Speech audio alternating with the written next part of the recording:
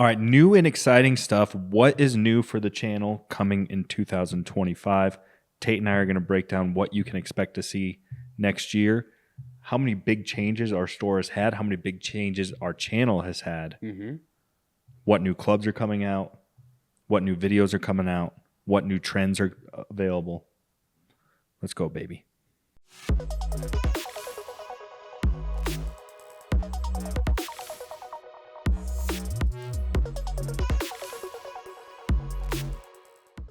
All right, guys, little plug. Don't forget, if you're in the Denver, Colorado area, come to our golf shop. You can check out all the best stuff is obviously at Embers. No question. And even if you're not local and you're an online customer and you kind of know what you want and you don't need a brick and mortar store, give us a stab at the business. It helps us out a ton. Yeah, for sure. All right. To start off,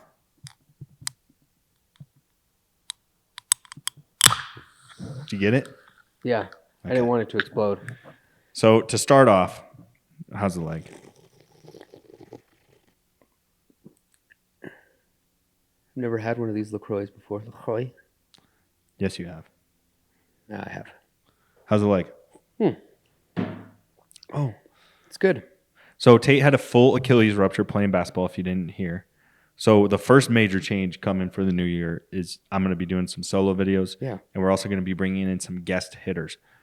Now, Tate I still ruptured made the that dunk, thing. though. You weren't dunking. Tate ruptured that thing, but what's unique about it is most Achilles ruptures tear off of the heel, and then they re-screw the Achilles to the heel. Yep. You didn't have that. No, mine chose the path of most resistance and decided it was going to rip off my calf muscle and slide down. And you said it felt like somebody kicked you? Yeah, so... No one touched you? No, I came over a screen and went to drive hard to the basket. I thought somebody kicked me from behind and tangled up my feet because I fell hard on my chest. I turned around to Colby, a friend of ours, 6'5", playing defense on me. Thought for sure it was him. I said, "Did somebody get tangled with me?" And he's like, "Bro, you were all alone." You thought he is kind of a rascal. You thought he might have kicked you. I thought he got me because I beat him. I was going to beat him to the rim. So, anyways. Tore it. That's what's coming up. Yep. You are going to see some changes there. Now, as far as the channel's only 2 years old. Yeah. Yeah, tell them about the climax we just had. 0 to 20,000 subscribers on YouTube. How many? What did you say? Tell them about the climax we just hit. 20,000 subscribers on YouTube. And I think we're on 15 on TikTok and Instagram. Yeah, Instagram, we're just over 14K. But we've been grinding it for 2 years now. Yep. We're about at the 2 year mark. So the goal for next year is, I'm hoping by this time next year we'll be at 50,000 on YouTube. I think that's doable. That's the goal. We got some big videos that are going to drop. Our store has only been a standalone golf shop now for about 6 months. Yeah. So big things coming in store for 2025 on an equipment level. So let's talk new stuff. What products do we know we can expect to see new products from in 2025? Well, you have your normal ones. You have the big dogs. You have the drivers that TaylorMade's going to drop, Callaway's going to drop, Titleist already dropped. Those Titleist, TaylorMade, and Callaway, they drop new drivers every year. A lot Usually of other brands around are January, every other. February. So we have not seen them, but if trends were to continue, we would expect to see those in February. Stay tuned on the channel in February. Hopefully, we see them before that. Yeah, we do know it's confirmed. We have new Cobra stuff coming. Yeah, can you guess on any of the names that we're going to see for? We've had AI Smoke, Paradigm, QI10, Stealth. If it's QI10-2, I'm going to lose my mind. Yeah, that's what they normally do. It's going to be a QI10 type of product, like a better iteration of it. I've heard rumors of QI35. I saw that on Golf WRX. I don't know if that's real. Fact check. I hope not. I hope they come up with a cooler name. What would the 35 mean? I don't know.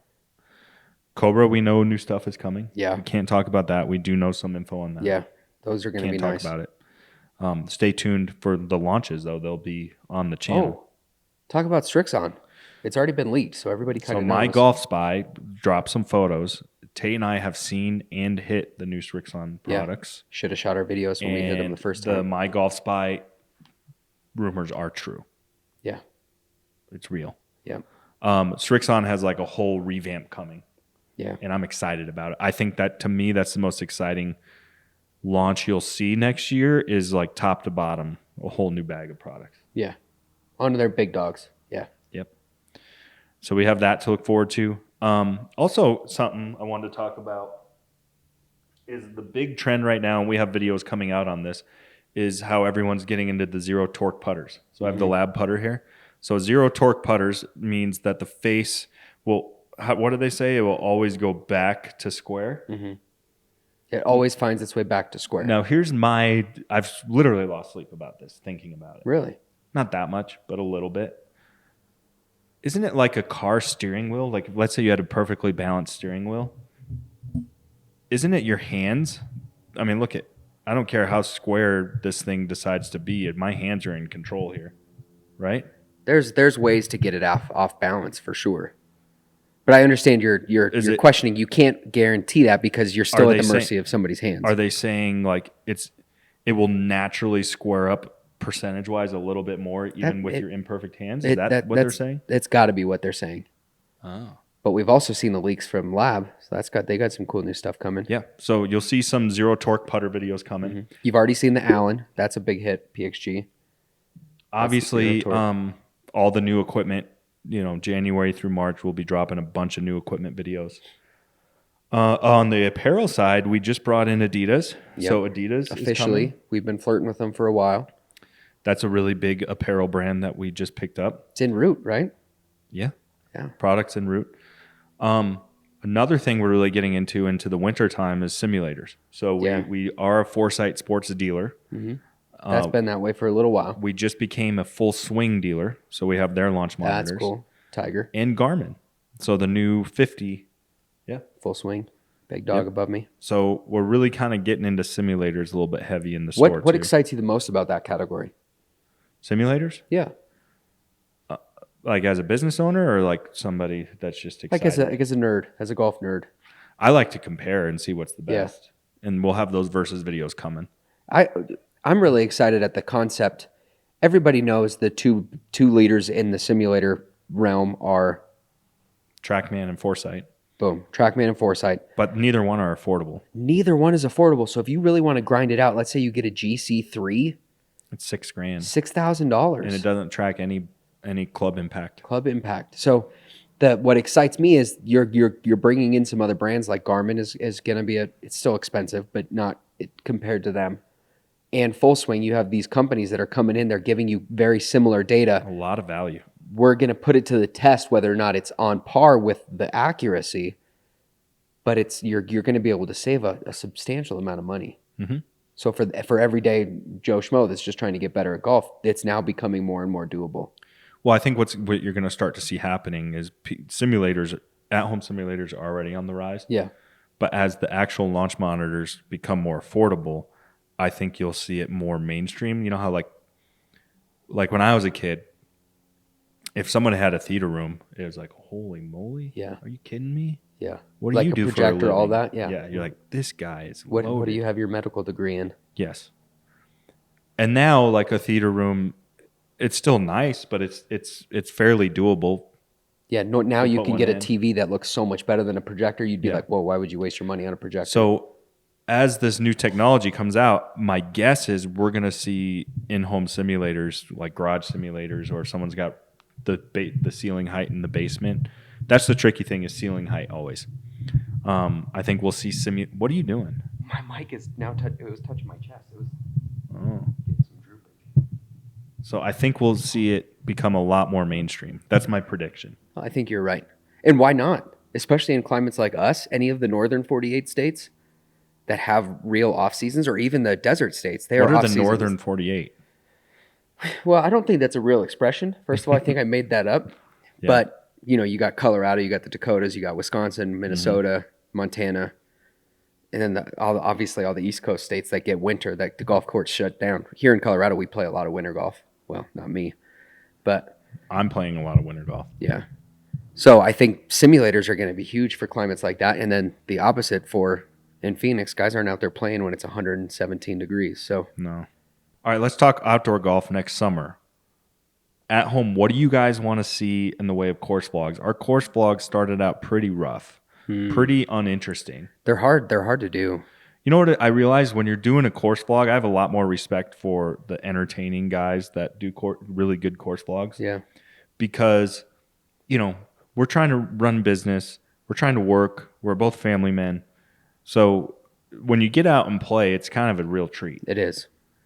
When you get out and play and you're also trying to do a course vlog, it becomes a lot less of a treat. Yeah. Like it's not like you have to have a totally different mindset. You're not out there trying to play a fun round of golf. You got to be checked into character too. You got to be ready to explain your shots. You got to be ready to hit a shank and then talk about that shank. But after I hit a nice hosel rocket, the last thing I want to do is talk to anybody. Yeah. I want to go take my drop. It probably showed in some of our content, and it's like kind of boring. And so we're trying to do a better job, and I think it's a work in progress. We're trying to do a better job. So I think you'll see a lot of upgraded course vlogs next year. Yeah. Well, we have more entertaining. We have a really entertaining one that Chris is grinding on right now. Yeah. That one's going to come out. Stay tuned for that course vlog with the Knoll brothers. Mm-hmm. That one's going to be awesome. Yep. I think you'll see hopefully a lot more collaborations next year. Yeah. Also, really big news here at Embers. Trent Warner Golf. I think he's the number one teacher in the state of Colorado. It's got to be. Anyways, he has an umbrella of teachers, and so they're in the wintertime when they have to get off of the driving range, they need indoor facilities. Yeah. So we are partnering with them as one of their indoor facilities on the north end of town. Yeah. And there will be instruction teaching going on at Embers Golf. Yeah. Which is really cool. I'm really excited about that. Yeah. So if you want to come in and see Embers Golf and you want to get coached, you can go to Trent Warner Golf. Yeah. For the northern side, and we'll be one of their coaching facilities for their allotted times. Here's one thing I wanted to bring up about opening up a golf store. Having a retail fireplace and barbecue store for 14 years. Mm-hmm. It's relatively I don't like to use the term easy, but it's not that big of a hurdle to get new accounts. Yeah. Golf in that industry. Yeah. The reason like things are just now starting to happen at Embers is it's been 2 years of a grind because nobody, and I mean nobody, will return your phone calls in the golf industry. Dude, we've had to battle. And unfortunately, we're coming into golf at the tail end of COVID when golf boomed. And no offense to the golf employees out there, but you didn't have to work because golf products was selling themselves. You didn't have to visit accounts. You didn't have to pump the shelves. You knew that whatever you were going to give that store for balls, for hard goods, for drivers, they were going to sell. Why? Because golf was booming. So I don't blame some of these reps. Is like, I don't want to open this new store. I got all these stores that are flourishing because, but now we're coming to a point where it's slowing down a little bit and being more normal, and it's picking up a little bit for us as far as I think it's that, and it's been a couple years now. So what I realize is people in the golf industry, if you weren't born and raised in the golf industry, they don't want to talk to you. No, it's a good old boys club. There's no doubt about it. Yeah, there's absolutely no doubt about it. But the hard thing for you, being an outsider, go ahead. The hard thing for you though is like you call them once and then you just let it go. No, I do not. If Trevor's got your phone number, I'm lying because walk me through that. You got Srixon's number, the Srixon rep's number. What do you do? Well, Srixon was the second account we got. Yeah. But I'm just saying Srixon in general. So what I do, if I want an account, I will call just the number I can find on Google or Srixon's website. Do you want to give away your secrets to setting up accounts? Well, you got to have my charisma too. It's not just a secret. It's not like anyone can just replicate it. No. I'm just kidding. True. And then sometimes, depending on the manufacturer, they'll put you in touch with the local rep. Yeah. And depending on the brand, whoever's in charge of the local territory will have a say whether or not to open an account. Not always, but most brands are that way. And sometimes they'll send you an email like, no, we're not opening new accounts, which I don't think, and there wasn't one brand that told me yes the first time. Yeah. Not a single one. No. And so when they tell you no, my little secret is sometimes they'll make the mistake of having an email signature. And guess what's usually on an email signature of a rep? What? Phone number. What type of phone number? Office and cell. And if I get your cell phone, it's over. It's over. You will have no choice but to acknowledge me. Yeah. Because Roman Reigns. The phone's going to be ringing. Tribal chief, acknowledge me. And I actually have some funny input on this because I'd be sitting in my office working. Yeah, get it right, please. I'd be sitting in my office working, and Trevor would be sitting there. He'd fold up his laptop and be like, I think it's time to call some reps. And he would have his list that he'd go down, and he'd be like, okay, time to call Ping, time to call Titleist, time to call TaylorMade, time to call Callaway. And he would just fire off, and he'd have a full conversation with these reps. And he would just grind it out. And it was awesome because, one, he's been a salesman his whole life, his whole professional life pretty much. And just sitting there, and I'm busy in my workday, and then just him being like, yep, now's the time. And he'd do that once or twice a week. And eventually he'd check one off and be like, okay, now I don't got to call that brand because it's in the store. The next three. We'd slowly chip away at them. So the last two stubborn ones are Titleist and Ping. But you got phone numbers for both those guys, so. Yeah, but Titleist is different because they're more of a big, giant corporation. Yeah. The Cushnet brands. And the local reps don't have a say in setting you up. That's all done at corporate. I think they have a say, but it's not the final say. No. So they're hard. They're a hard nut to crack for sure. Yeah. Ping, I don't know. I get ghosted pretty regularly. Ping is a tough one. They are definitely in the ghosting category. Mm-hmm. And there's nothing I can do about that. No. If you ghost me. So anyways, TBD if we're going to see those brands at Embers. Yeah. Of course, we'd love to have you if you're watching. I know for a fact we'll see him. It's just a matter of when. Yep. We got this guy right here. So anyways, that was just my little spiel, my little frustration. And why aren't there more local small golf shops? That is a really good question. Because local small shops, I think, is a great way, especially in the community, to build the brand. Yeah. Or the sport. People are talking about like LIV and PGA, it's, killing the sport. Well, what about getting some good small businesses? Yeah. They can't crack in the industry. That's not a big box store. That's dominated by 100, 170 employees, and you're going in there not knowing.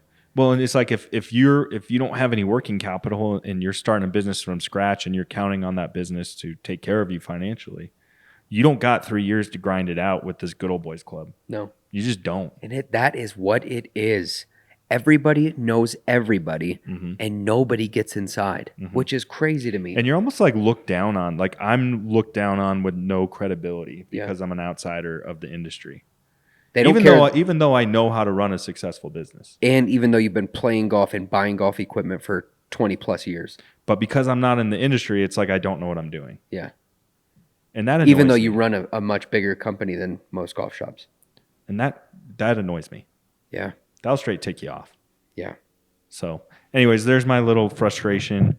I think what I was ultimately getting at in a very long-winded way is that I think we've turned the corner of that. I think so too. I think we and know now we a lot are of guys in the industry. Yeah. And we sort of have wedged our way in to the good old boys club a little bit. Yeah. And I played in the Oakley Pro-Am, which by the way, Oakley's not watching this, but if they were, what an event they put on. Trevor, you were out of the state, unfortunately, so you couldn't play. But that was the first time I saw it. I've heard about it. We've called people, and everybody knows everybody. But at that Oakley Pro-Am, I'm standing there next to the pro that I'm teaming up with, and every single person that comes by knows everybody.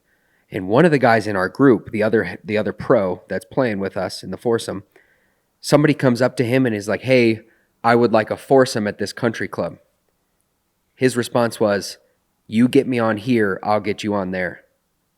And they both are like, done.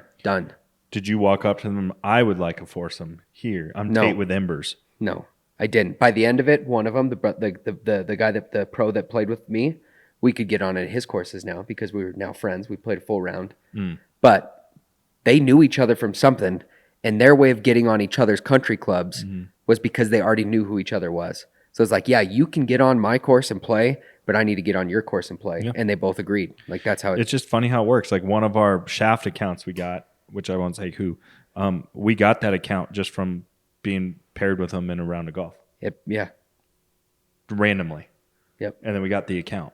Yeah. Because same thing, you just got to know each other and then it worked out. Boom, boom, boom. All it takes is giving somebody a 4-foot gimme and they're down to give you an account. I'm yeah, just kidding. you were a little loose with your gimmies that day, and next Yeah. thing you know, we have an account. Yeah. So you I were just- showing me a stat you wanted to talk Yeah. to me about. I hate seeing 3 putts, by the way, while I get this pulled up. So if I see a guy that's grinding it out and he's just got a 4-footer, Give that's him one. most likely he's going to miss.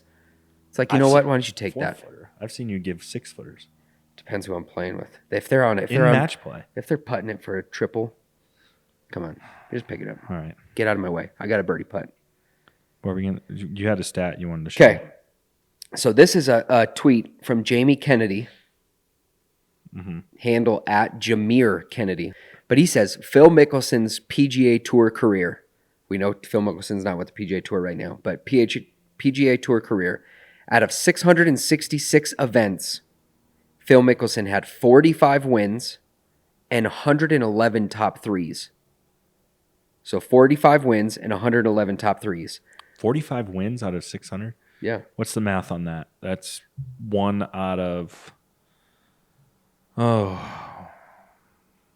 10?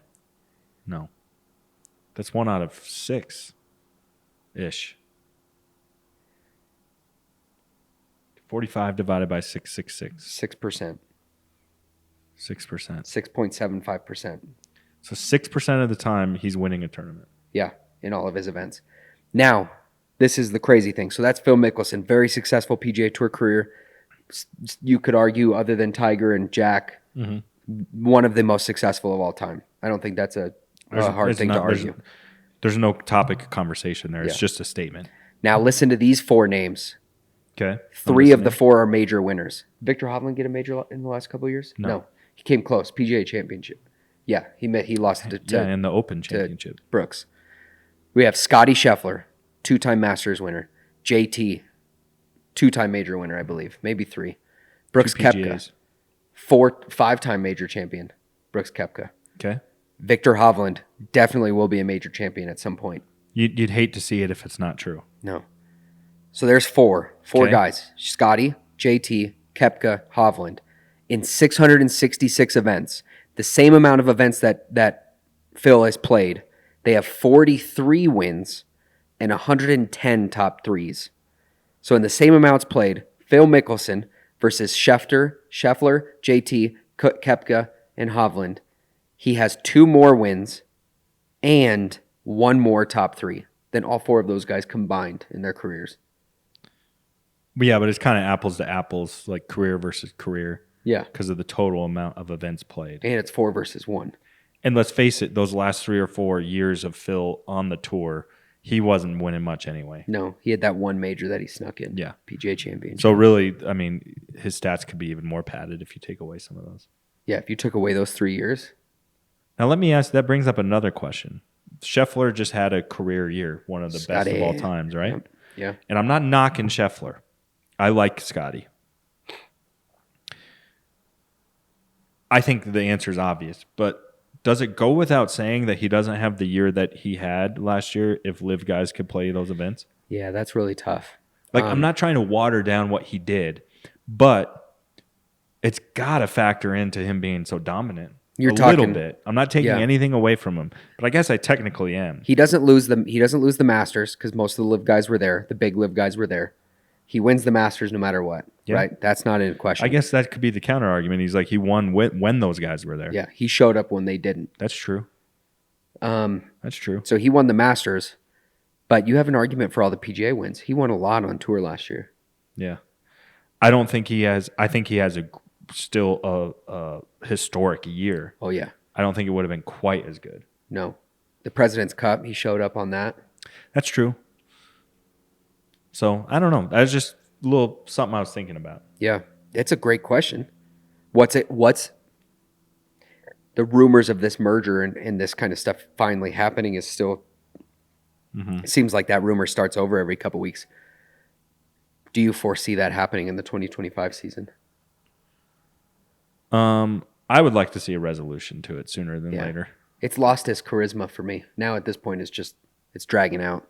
And is it just me or is I like LIV? I'm not an anti-LIV guy. Is LIV kind of unwatchable? I struggle watching it. I've tuned into several tournaments. I got to I watched a few. I watched Sergio Garcia and it's not Miko Pereira. I think the shotgun start is a good idea on paper. I don't think it executes well on television, honestly. The shotgun start is fantastic for the players, I think. Yeah, but I don't like it. It's not good at all for watching. For TV. For me, I love watching Brooks Koepka, but when I watch Brooks Koepka, I want to watch every shot. I want to follow him on the course. So in a shotgun start, what percentage of his round do you actually get to see on TV? 30%? Unless he's in the top 10, you're not seeing hardly any of his shots. Because it's just like boom, boom, boom, boom, boom. Yeah. Everybody's hitting shots at the exact same time. So you end up watching more highlights of great shots than you do watching great shots happen live. I also think it's poorly executed is the team event aspect. Yeah. Because there's still an individual winner, and that still takes bigger priority than the team event. I think if you wanted a team event to work, I think their concept of a team event works really well. I think they need to get rid of individual winners or separate the tournaments. You have individual tournaments and you have team tournaments, right? Yeah. Is that what you're saying? There needs to be more on the line for the team guys and make it really like a team event. Yeah, but that's why the President's Cup and the Ryder Cup work so well because that's all that matters. They are 100% invested. You lose your match, but three of your teammates win.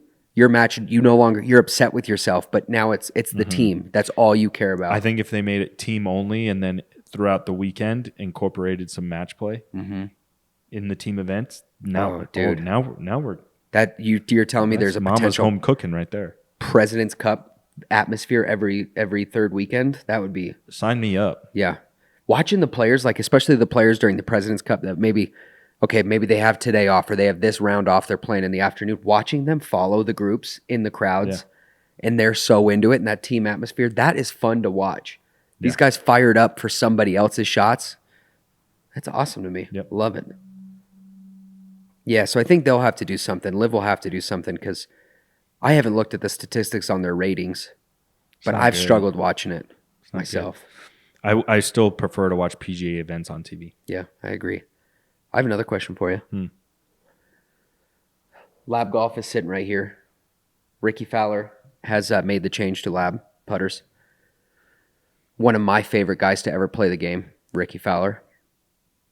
Do we see him holding a trophy in 2025? Could be, any trophy. I think he might. I think he'll be in contention to win a event. Yeah. This year. Let me ask you another question. Okay. If zero torque putters are really that much better, why aren't they all over the tour? There's a question. Just throwing it out there. Because sometimes when people are like, oh, this is better, this is obviously better, then why isn't everyone playing it? Yeah. It's hard because my first response is those guys got soft hands. So they don't need the forgiveness here. Those guys have so much feel that they know exactly which way that putter's facing. So they don't need the help that guys like us do, especially me. You're a better putter than I am. I will strongly consider the LIV putter because my putting is atrocious. Okay. But those guys on tour, it's very rare to have a guy that's bad on tour. Yeah. Like those guys, anything over 30 putts, they're livid. Yeah. But for guys like us, 30 putt round is good. Yeah, that's true. All right, we got a lot to digest. Tell us what you guys want to see in 2025. Who would we match up against? Let's say we do a 2v2 versus another YouTube channel or another creator. Me, who knows what I'll be when I come back in the spring. I finished my year at a 4.3 handicap. You finished at a 13.5, 13.5. Who would we match up against? Who do we call out? I think we should play at Bryson and try to break 50. Yeah. Can we? I think we could get close. I really do. Okay. You have to stay tuned for some videos, but I think we could get close. Yep. All right. We'll see you guys next time. Thanks for watching.